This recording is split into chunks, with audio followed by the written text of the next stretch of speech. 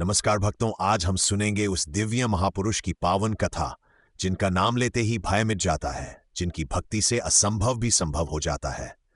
वे हैं पुत्र अंजनीदन संकटमोचन भगवान हनुमान। ये कथा है उनके दिव्य जन्म की एक ऐसी लीला जिसमें शिव का अंश, वायु की शक्ति और देवताओं का आशीर्वाद समाहित है। त्रेता युग का समय था। पृथ्वी पर अधर्म बढ़ रहा था। राक्षसराज रावण अपने अहंकार में डूबा था। देवता चिंतित थे। तब भगवान विष्णु ने आश्वासन दिया, मैं श्री राम के रूप में अवतार लूंगा। परंतु इस दिव्य लीला के लिए एक ऐसे सेवक की आवश्यकता थी जो बल, बुद्धि और भक्ति में अद्वितीय हो। सुमेरु पर्वत पर एक अप्सरा रहती थी, अंजना। एक श्राप के कारण उन्हें वानरी रूप में जन्म लेना पड़ा। उन्होंने निश्चय किया, मैं ऐसा पुत्र प्राप्त करूंगी जो दिव्य होगा। वर्षों तक उन्होंने भगवान शिव की कठोर तपस्या की। वर्षा, धूप, तूफान कुछ भी उन्हें विचलित न कर सका। अंततः भगवान शिव प्रकट हुए। उन्होंने कहा, अंजना, तुम्हारी भक्ति से प्रसन्न होकर मैं अपने अंश से तुम्हारे यहां जन्म लूंगा। उधर अयोध्या में राजा शरत पुत्र प्राप्ति के लिए पुत्र कामेष्टि यज्ञ कर रहे थे।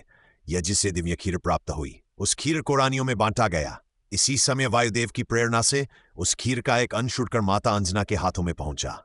अंजना ने उसे प्रसाद मानकर ग्रहण किया। वायुदेव ने आशीर्वाद दिया, तुम्हारा पुत्र मेरी गति और शक्ति का स्वामी होगा। और समय आने पर माता अंजना ने एक हलक को जन्म दिया। जन्म के समय आकाश में प्रकाश फैल गया। देवताओं ने पुष्प वर्षा की। यह थे हनुमान। सूर्य को फल समझना बालक हनुमान अत्यंत चंचल थे। एक दिन उन्होंने उगते हुए सूर्य को लाल फल समझ लिया। वे आकाश में उड़ गए। देवता आश्चर्य से प्रहार किया। वज्र उनके ठोड़ी पर लगा। वायुदेव क्रोधित हो गए। उन्होंने पृथ्वी से वायु हटा ली। संसार में संकट छा गया। सभी देवता ब्रह्मा जी के साथ आए। उन्होंने बालक को जीवित किया। हर देवता ने वरदान दिया, कोई अस्त्र शस्त्र नुकसान न पहुंचा सके। इन वज्र का प्रभाव समाप्त। सूर्य हान का वरुण, जल से सुरक्षा, अकाल मृत्यु नहीं। इस प्रकार हनुमान अद्वितीय बन गए। बाल्यकाल में वे अपनी शक्तियों से ऋषियों को परेशान करने लगे। तब ऋषियों ने कहा, तुम अपनी शक्ति भूल जाओगे जब तक कोई तुम्हें स्मरण न कराए। यह शाप वास्तव में आशीर्वाद था, ताकि वे विनम्र रहें। हनुमान का जन्म केवल शक्ति प्रदर्शन के लिए नहीं था। वे श्री राम की सेवा के लिए आए थे। वे भक्ति के सर्वोच्च आदर्श हैं। जहां राम है वहां हनुमान है। हनुमान जी की जन्म कथा हमें सिखाती है, भक्ति से असंभव संभव है।